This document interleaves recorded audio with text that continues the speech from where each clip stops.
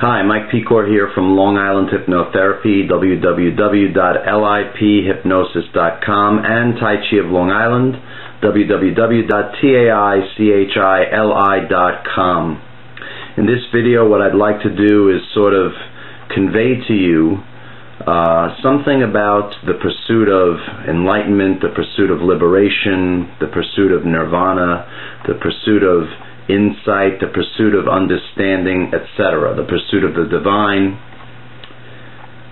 The only thing that can actually change is that the mind can learn its own limitations, its own fault, its own shortcoming, so that the mind becomes a self-correcting mind, meaning that, let's say, prior to achieving understanding, insight into the mind itself, that same mind struggles on and on and on to find a way out of its own imperfection.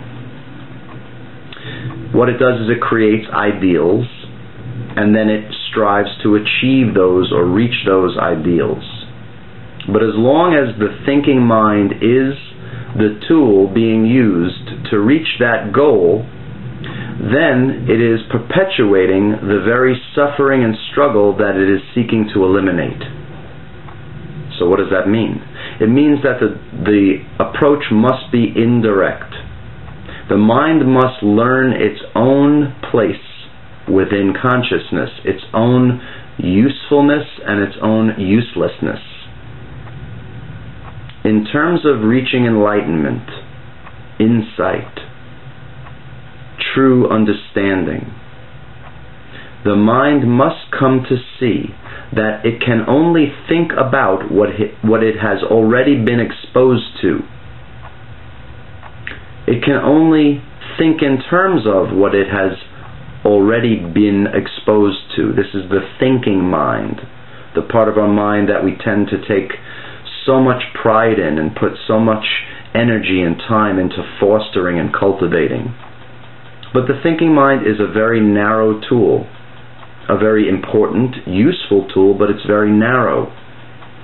The thinking mind cannot observe what is. Thinking is taking what's old words, old ideas, old images, old concepts, old beliefs, old hopes, dreams, desires, opinions, judgments, perspectives. And when I say old, that means they're already known, they're in memory. Taking that stuff and being incredibly creative with it, recombining it, using it in different ways to try and reach some new point. But you cannot take what's old and make something truly new out of it. Maybe a new combination of the old, but never something actually new. In order to experience what is actually new, the senses must be operating, and the perceiver of what comes in through the senses must be perceiving. If the perceiver is no more, then obviously the senses and their operation are meaningless, because they're known to nobody. So you must have the perceiver there in the first place. And then there must be sensation. There must be sensory input coming in order for the perceiver to have anything to perceive. Or thought must be going on, and the perceiver must be perceiving it in order for it to actually have any relevance or existence. For instance, in deep sleep, and that means sleep deeper than dream sleep, in deep sleep where there is no dreaming, the perceiver is perceiving silence and peace. And that can be disturbed by a dream or by an external stimulus, a scream, a touch, a shaking of the bed. So the perceiver is there, wide awake in the sense of being active in perceiving. It's just that for a while there's nothing to perceive but silence, peace, stillness. That's deep really good, really healthy sleep. Upon waking, many times we have no memory of dreams. It doesn't mean that dreams didn't happen. It just means we may not remember that they happened.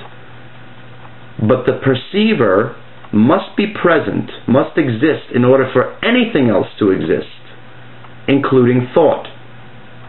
And when thought operates, again, it's the movement of the old within consciousness. And the movement of the old can never bring anything new. Is there something behind the mind? Yes. But what is behind the mind cannot be put into words, for words are products of the mind. Something supreme, something vast, something infinite cannot be contained within something that is finite, limited, temporary. So whatever is eternal, infinite, outside of time and space, cannot be known directly within time, within space, within the finite. But the finite, the limited, the temporary, can come to know itself as such. When the finite, temporary, limited, which is the mind and the body, they both disintegrate, they both end at biological death.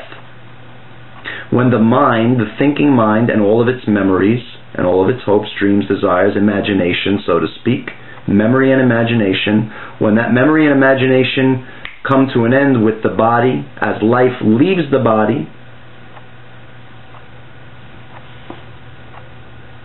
that says nothing about anything happening to the one who was privy to it all when it existed. You, the perceiver. You, the perceiver, were not born and do not die. You've observed the birth and the death of a particular body-mind. And in that mind of that body, an identity was created with a name and a history and a story. All of that disappears, ends.